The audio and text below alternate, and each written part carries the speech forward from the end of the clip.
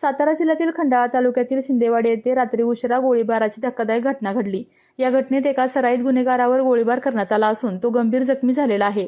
जखमीवर रुग्णालयात उपचार सुरू असल्याची प्राथमिक माहिती असून घटनेची माहिती मिळताच पोलिसांनी घटनास्थळी धाव घेत तपास सुरू केला।